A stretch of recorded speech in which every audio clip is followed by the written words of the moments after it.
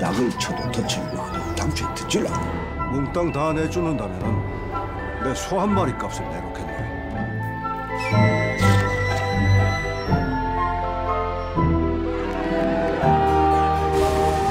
온다! 손님이!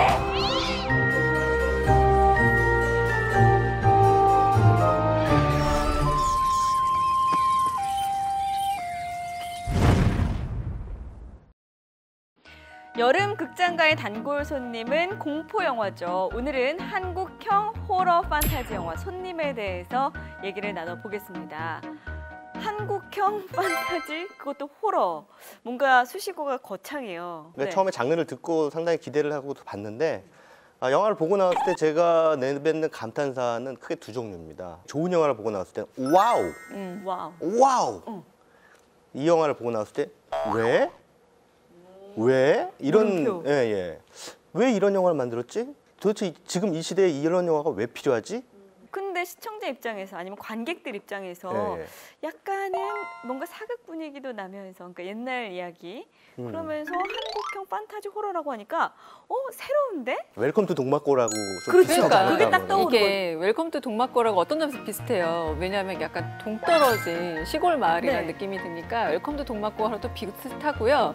또 이 마을로 들어갈 때 애가 가지 말자 그래요. 근데 그때 막 뭐가 나오냐면 마을에서 막 잔치를 하면서 먹을 거를 막 구우니까 막 아버지가 눈이 혹 가거든요. 그러니까 그런 거 생각치를 해보는 영화 비슷하고, 여러 가지 이 영화가 생각보다 기시감을 주는 장면들이 많아요. 굉장히 의욕적으로 만들었다라는 건 충분히 공감이 가능한데, 저는 최 평론가님 말씀에 굉장히 동의를 하는 게 이게 도대체 어디로 가는 거지? 뭐지? 끝까지 약간 이상하게 하다가 그 의문이 해소가 전혀 안 되고 끝나는 마무리가 좀 찝찝한 작품이었습니다. 네. 그러니까 한국형 호러 판타지라는 것에서도 볼 수가 있고, 사실은 이 피리 부는 사나이와 우리가 뭐 이사하거나 좋은 일 있을 때 손 없는 날 찾아서 하는 그런 풍습이 있는데, 그게 사실은 귀신을 말하는 거잖아요. 그러니까 이런 동서양을 좀 잘 접목시켰으면 참 좋았을 것을 너무 욕심이 과했던 게 아닌가, 그런 생각이 들고. 우리가 할 말을 박은영 아나운서 다 해버려요. 죄송해요. 전 질문만 던져야 돼요. 여기 와서 평론을 하시라니까.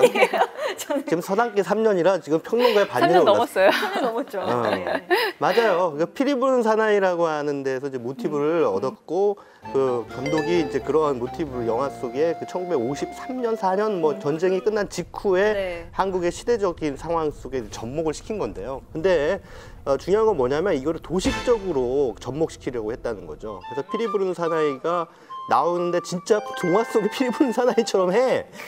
리리 하면 애들이 막 따라가고, 뭐 쥐떼들이 막 나오고 막 이러는 것들이 그냥 자기적으로 갖다 붙였다라고 하는 그런 느낌을 지울 수가 없어요. 그리고 전반적으로 영화가 톤이 굉장히 그 굴곡이 심해요. 처음에는 마을에 싹 들어갔을 때, 지금 메소드 연기 들어가신 거죠? 네, 마을에 싹 들어갔을 때 이제 배우들이, 그 마을 사람들이 미스터리 이런 식으로 연기를 해요. 그 다음에는 코미디! 그러니까. 그래서 소동으로 간다고. 그 다음에 나중에 호러! 이제 저한테 서당계 3년이라고 하시더니 연기를 하시려고. 제작을 욕심내시지만 사실은 연기에 욕심이 더 많아요. 그러니까 전부 다 그런 식으로 딱 톤을 맞춰놓고 딱딱딱딱딱 공식대로. 그런 게 있어요. 왜 작은 옷 사놓고 저거에 맞춰서 나 살 빼야지 하면 거의 실패하거든요. 그런 그때 가면 유행도 지나고. 그러니까 이 영화에서 저는 제일 아쉬운 게, 이 동화라는 우화적 세계는 약간 상징성이 있어야지 의미와 가치가 있어요. 가령 웰컴 투 동막골에서도 그곳이 갖고 있는 이상향적인 의미가 있었거든요. 여기는 고립된 곳이에요. 근데 고립된 곳에 사람들은 거의 학습적으로 그리고 무의식적으로 저게 무슨 의미일까를 반응을 찾고, 왜 그 많은 동물들 중에 쥐일까? 여러 가지 가능하잖아요. 뭐 파리 같은 막 해충이 꼬일 수도 있고, 아니면 어떨 땐 물이 뒤집어져서 막 물고기들이 다 여러 가지가 있는데 왜 하필 쥐일까? 그런데 그거 역시도 그냥 의미가 없어요. 그냥 하멜른의 피리 부는 사나이에서 가져왔을 뿐이라면 굳이 그걸 접목할 필요가 있었을까? 어떤 점에서 그 김봉남 살인 사건의 그 이야기하고도 느낌이 좀 비슷해요. 톤이 좀 어떤 중반 부분 넘어가 시골 마을에 약간 고립된 사람들이 폭력을 행사하고 이런 것들은, 그러니까 여러 가지로 좀 지금까지 잘 된 영화들의 특성들이 조금씩 다 있는 것 같아요. 그게 사실은 김봉남 살인 사건은 굉장히 잘 만든 영화예요. 잔혹한 그런 부분이 있긴 합니다만, 그 행동에 분명한 동기가 있거든요. 원인이 자연적으로 결과를 필연적으로 배태하는 네. 그런 방식으로 이제 이야기가 흘러가야 돼요. 근데 이 영화는 보면은 결과가 먼저 있고 결과를 먼저 설정해 놓고 거기다 원인을 짜맞추는 거죠. 이를테면 여기서 유승용 씨가 갑자기 쥐떼잡이에 그 동원이 되잖아요. 그것도 참 뜬금없어요. 그 손님으로 하룻밤 재워달라고 온 사람한테 쥐를 잡아달라고 하면서 돈을 주겠다. 쥐를 잡는 능력이 영험하다라고 하는 것을 어떻게 알았는지 마을 촌장은.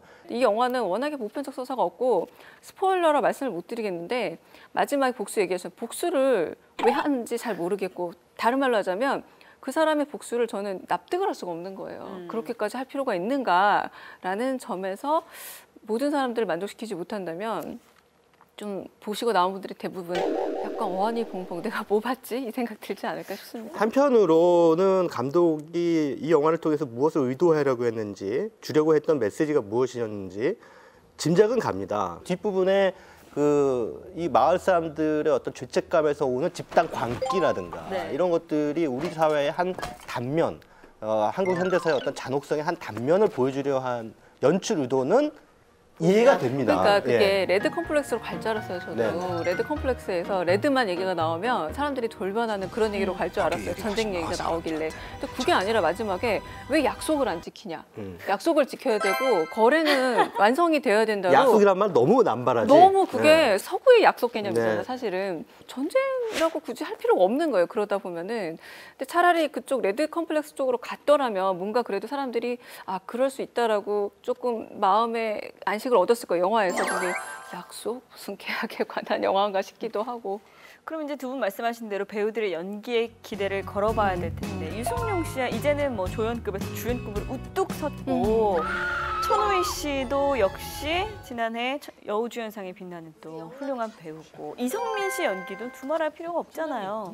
저는 이성민 씨는 괜찮았어요. 그 가령 이끼에서 정재영 씨가 노역 분장을 하고 그 분장에 너무 압도된 바가 없지 않았을까. 물론 주연상까지 받았지만 이성민 씨는 제법 그 날카로운 눈빛을 연기했다는 게 동의하지만 저는 유승용 씨는 어떤 점에서 그 7번 방의 선물에 이어서 이제 아버지 역할을 맡았는데 이번에 또 이제 부성애가 되게 중요하거든요. 근데 다리를 또 저는 설정을 하고 널뛰는 캐릭터거든요.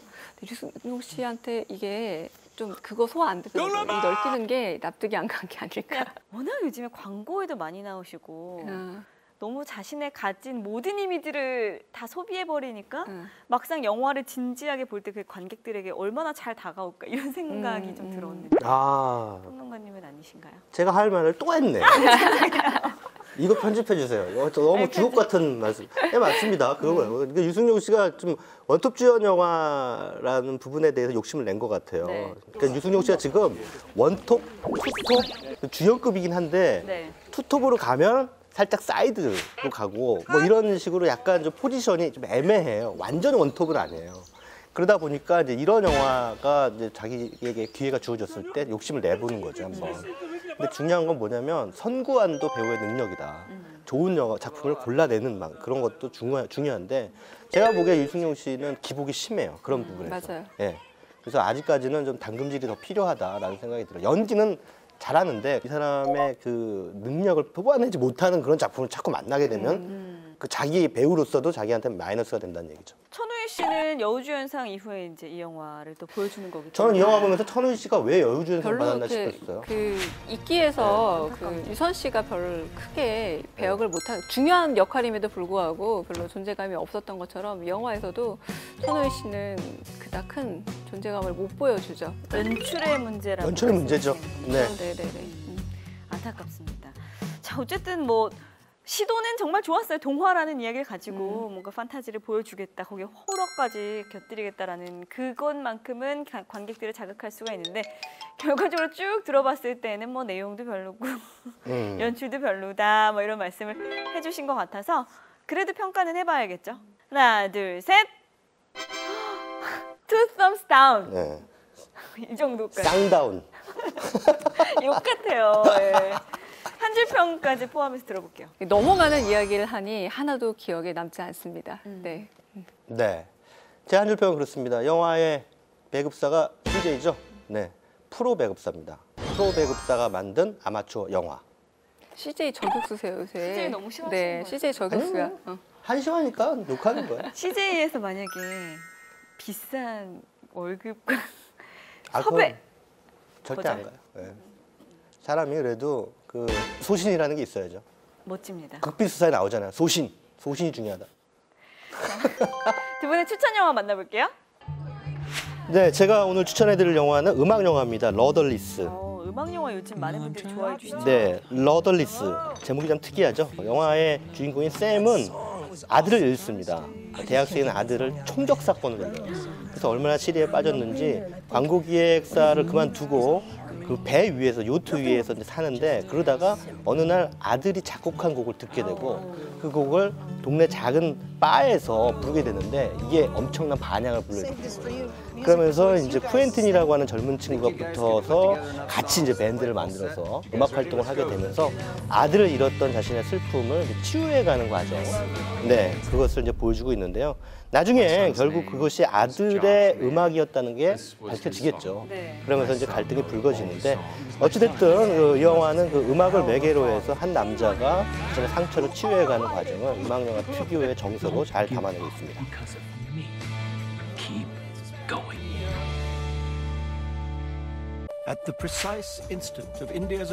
제가 오늘 소개드릴 영화는 한밤의 아이들, 그러니까 영어 제목으로 미드나잇 칠드런이라는 작품인데요.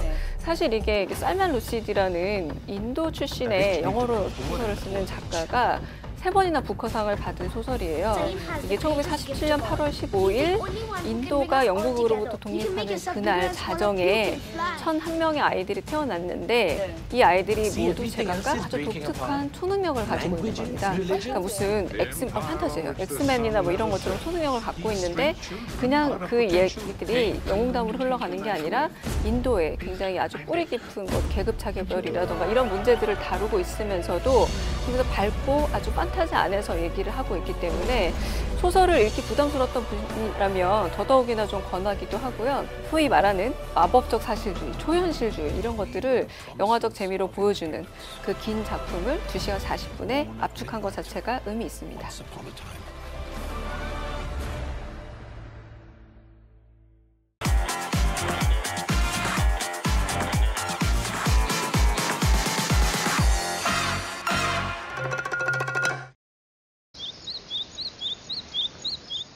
だって結婚がゴールじゃない時は刺激があった方が長く続くでしょ? 사랑, 일, 가족, 결혼 이런 이야기들을 다룬 30대 여자들의 이야기 너무 흔하다고요? 사실 많긴 합니다. 한국을 예로 들자면 싱글즈, 뜨거운 것이 좋아 그리고 헐리우드에서는 섹스 앤 더 시티 영국에서는 브리짓 존스의 일기까지 있죠. 그런데 어디서 더 새로운 이야기가 나올까요? 이번에는 일본의 이야기입니다. 어쩌면 이렇게 많은 이야기가 있다는 것은 그만큼 많은 사람들이 공감하는 주제라는 의미는 아닐까요? 결혼하지 않아도 괜찮을까 말입니다. 正直、新しい出会いよりも自分の営業成績とリストラの方がよっぽど気になる。岡村です。 영화 속에는 3명의 표본적 여성이 등장합니다. 커리어우먼으로 당당히 살아가고 있긴 하지만 유부남과의 관계가 영 껄끄러운 말짱.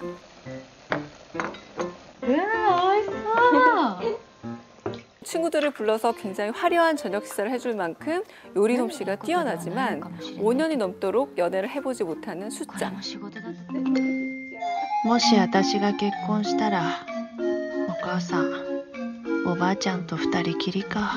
할머니가 요양 중이라서 어머니는 할머니의 곁을 지켜야 하고 그런 엄마 때문에 자기도 결혼하지 못하는 사와코상. 각각의 이유로 그들은 결혼을 고민하긴 하지만 여전히 못하고 있죠. 最近肌荒れてんじゃないか? はーい、気をつけます。そうだな。ああ、私も30過ぎたらどうなっちゃうんだろう。 마케이누, 이런 일본 여성들을 부르는 명칭입니다. 번역하자면 싸움에서 진 개, 결혼도 아이도 얻지 못한 30대 여성을 일컫는 일본의 유행어라고 하는데요. 너무 노골적이라고요. 30이 지나면 조금씩 남자들의 구애가 드물어집니다. 우연히 사람을 만나서 사랑하는 것은 더 힘듭니다. 그녀들은 고민합니다. 결혼하지 않아도 괜찮을까? 결혼은 꼭 해야 되는 걸까? いくつになったんだっけ34です。ああそう僕はもうその頃結婚してたな親がうるさくてねいや僕らの時代は20歳で結婚もう30過ぎたら親孝行でしたもんね 일본적인 특유함, 그것이 바로 영화의 매력인데요. 이런 거 말입니다.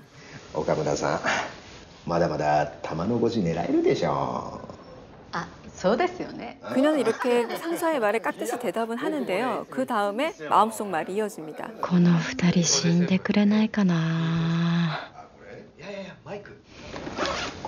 岡村 우리는 이런 소심한 복수, 소심한 내면 독백에 익숙해져 있습니다. 30대 여자에게는 직장에서의 평판 그리고 승진이 무척 중요하니까요. 그리고 이런 풍경은 우리에게도 꽤나 익숙합니다.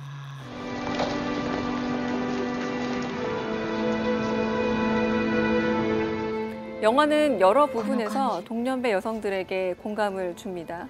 가령 남편과 아이의 손을 꼭 잡고 시장을 보는 한 여자를 보면서 커리어 우먼들은 부러워합니다. 반대로 서류 가방을 들고 바쁘게 어딘가를 달려가는 커리어 우먼을 보면서 부러워하는 임산부가 있습니다. 来月生まれるお腹の赤ちゃん。穏やかで幸せな日々。これでいい。これもまた良かった。と思う反面、結局こう来たかと思う私もいる。 어떤 인생을 가든 만족은 없겠죠. 그리고 내가 포기한 다른 길을 간다고 해서 그것이 꼭 행복한 것은 아닐 겁니다. さよなら、私。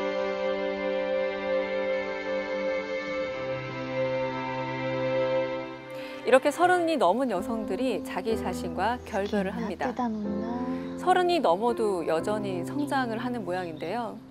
성장은 역시 아픈 고통을 수반하게 됩니다. 아프지만 그럼에도 불구하고 이제는 누구에게 그 고통을 말하기 어려운 나이. 그 동년배 여성들에게 따뜻한 공감의 손짓을 보내주는 영화 결혼하지 않아도 괜찮을까입니다.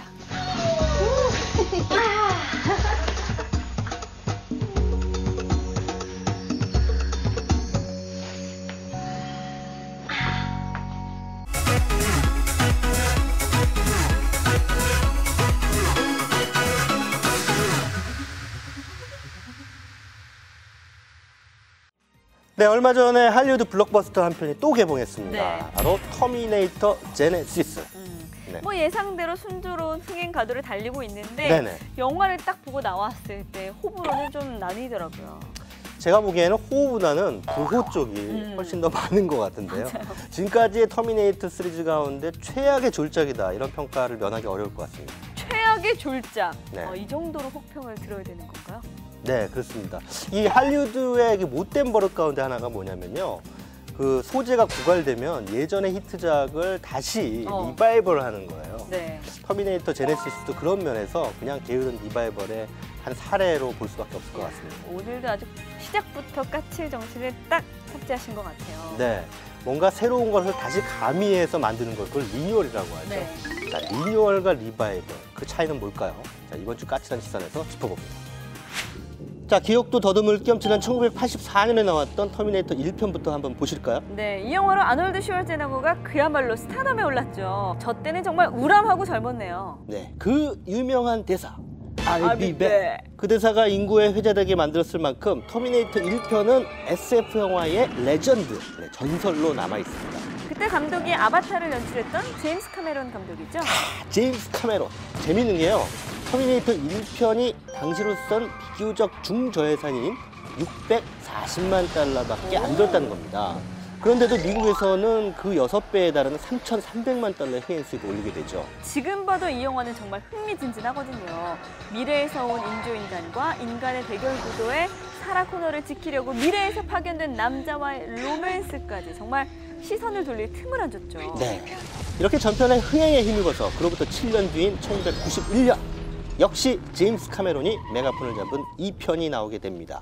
터미네이터 2 정말 이 영화도 장난이 아니었죠. 전편보다 나은 속편은 없다는 속설을 뒤집었다. 뭐 이런 평가를 듣기도 했잖아요. 네, 속편에서 제임스 카메론 감독은 일종의 발상의 전환을 보여줬는데요. 바로 1편에서 아놀드 슈왈제네거가 연기했던 T-800을 이번에는 사라 코너의 보호자로 설정한 겁니다. 그리고 왜 그 총을 맞아도 불에 타도 안 죽고 자유자재로 변신하는 그 로봇, 끈질긴 로봇을 출연시켰죠. 바로 T-1000, 네, T-1000이죠. 이 편이 훌륭했던 건 이런 발상의 전환뿐만 아니라 그동안 보호만 받던 사라 코너를 강인한 여전사로 거듭나게 만들었다는 겁니다. 맞아요. 린다 해밀턴이 그냥 쫓겨만 다니는 게 아니라 막 총도 쏘고 상당한 액션을 보여줬죠. 자, 이 편을 보신 분들 이 영화의 마지막 장면 기억하실 겁니다. 아, 기억하죠. 울었잖아요. 바로 이 장면. 사라 코너 모자를 지켜낸 터미네이터가 용광로 속으로 들어가면서 스스로를 폐기하는 그 장면이죠. 네, 이유가 뭐였는지 기억나세요?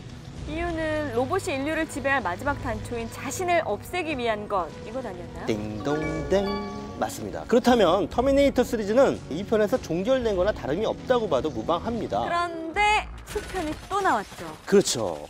그때부터 이제 망조가 되기 시작하는데요. 바로 2009년에 나온 터미네이터 미래전쟁의 시작이죠. 이 영화는 감독이 바뀌었죠. 맥쥐가 연출을 맡고 크리스찬 베일이 미래사회 인류 저항군의 리더로 성장한 존 코너로 나왔죠. 영화에 대한 평가는 그다지 좋진 않았던 것 같아요. 전편들이 현대를 배경으로 했다면 이 영화는 본격적으로 심판의 날 이후에 펼쳐질 미래사회를 그려냈다는 점에서 뭐 나름 의미가 아주 없다고는 보지 않습니다.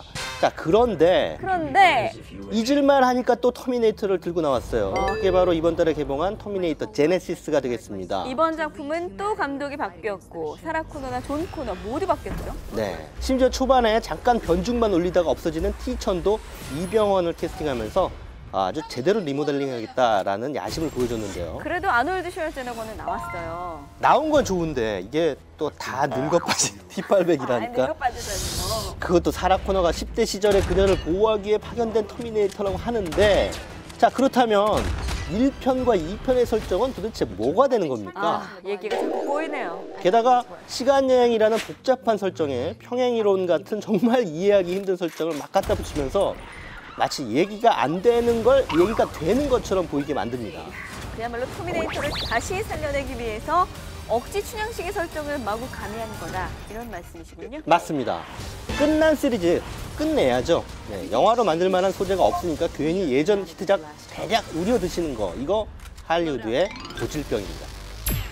터미네이터 제네시스 얘기를 나누다 보니까 어느 나라나 잘된 영화를 또 재탕해내는 것, 흔한 방식이네요. 우리나라도 마찬가지죠. 근데 사람들의 기억이라는 게 흐려지기 마련이고요. 네. 한 20년 전에 히트작을 다시 만들면 새로운 세대들을, 지금 20대들은 이런 영화가 있었어? 이렇게 되거든요. 네. 그러니까 우려먹는 건데, 사실 그 우려먹기의 원조는 할리우드입니다. 우리먹기 원조는 할리우드. 예. 뭐가 있었을까요? 보세요. 뭐 주라기 월드도 주라기 사실은 월드. 주라기 공원의 재탕이라고 볼 수가 있겠고요. 그 다음에 킹콩 같은 경우는 무려 3번이나 만들어졌습니다. 그랬죠. 슈퍼히어로 영화도 마찬가지입니다. 슈퍼맨은 리턴즈하고 배트맨은 비긴스 했죠. 아니, 그렇다고 다 나쁘다고만 할 수 없는 게, 네네. 제가 참 좋아하는 크리스토퍼 놀란 감독의 다크나이트, 예. 배트맨 시리즈는 정말 훌륭하게 잘 만들었어요. 저도 동의합니다. 네. 그렇게 예전의 히트작을 다시 만든다면 정말 새로운 재해석이 들어가야겠죠. 그걸 바로 리뉴얼이라고 하는데, 네. 크리스토퍼 놀란 감독의 다크나이트 시리즈가 리뉴얼의 이 모범 사례다라고 한다면 터미네이터 제네시스는 게으른 리바이벌의 전형이다, 이렇게 볼 수밖에 없을 것 같아요. 왜 술주정도 한 얘기 또 하고 한 얘기 또 하면 정말 싫잖아요. 그러니까요. 예, 오늘은 짜증나죠. 아주 그냥 네. 영화 한 편에 잘근 토막을 내주시네요. 잘근 장근? 잘근. 네. 지금까지 최강의 까칠한 시선이었습니다.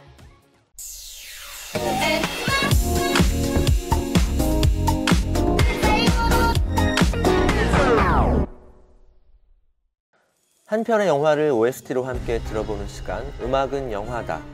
오늘은 오랜만에 영화 한 편이 아니라 한 사람의 영화 음악가에게 집중하는 시간을 가져볼까 합니다. 많은 분들이 예능인으로 잘못 알고 계시지만 사실은 위대한 예술가이시죠. 최근에 저와 함께 새로운 라디오 프로그램 정재형 문희준의 즐거운 생활을 시작하기도 했고요. 네, 그래서 이런 시간을 마련한 것 맞습니다. 오늘은 영화 음악가 정재영의 음악 세계를 함께 탐구해 보겠습니다.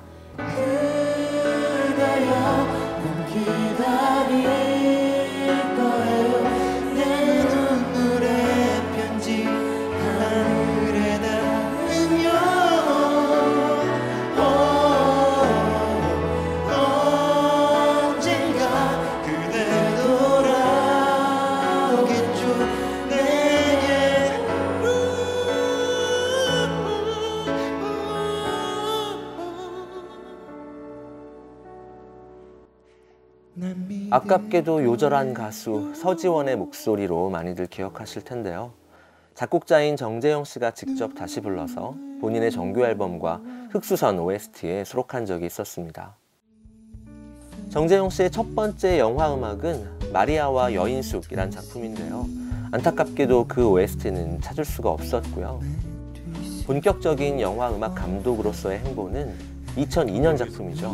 영화 중독부터라고 볼 수 있겠습니다.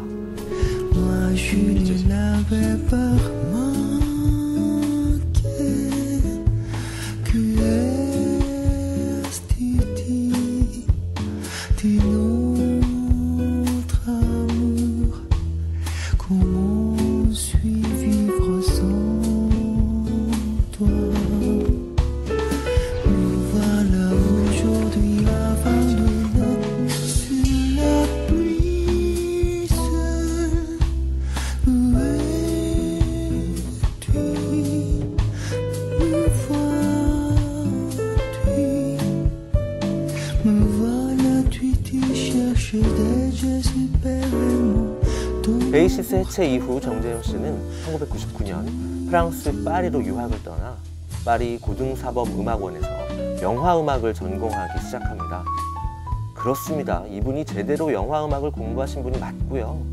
2005년부터는 해마다 한 편씩 절친인 엄정화 씨가 출연한 새 작품의 영화음악을 연이어 담당하게 됩니다. 당당히 다가와 내게 윙크해요. 지구 끝까지 따라갈게요. 당당히 다가와 내게 키스해줘. 나의 몸은 불타오르죠. 당당한 그녀가 멋있죠. 난 사랑에 빠졌어요. 사랑을 시작해요.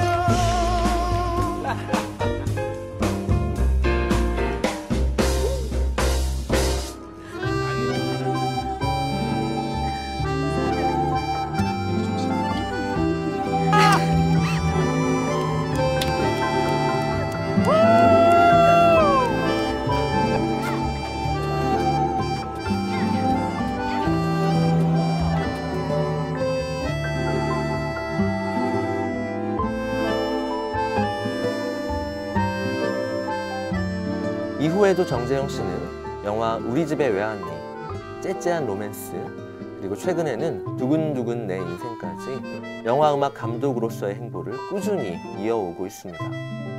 클래식을 바탕으로 재즈, 보사노바, 탱고, 심지어 일렉트로닉까지 폭넓은 장르를 넘나들면서 그만의 독특한 음악 세계를 보여주고 있는데요. 그래서 가수, 피아니스트뿐만 아니라 영화음악 감독으로도 계속 사랑받고 있습니다.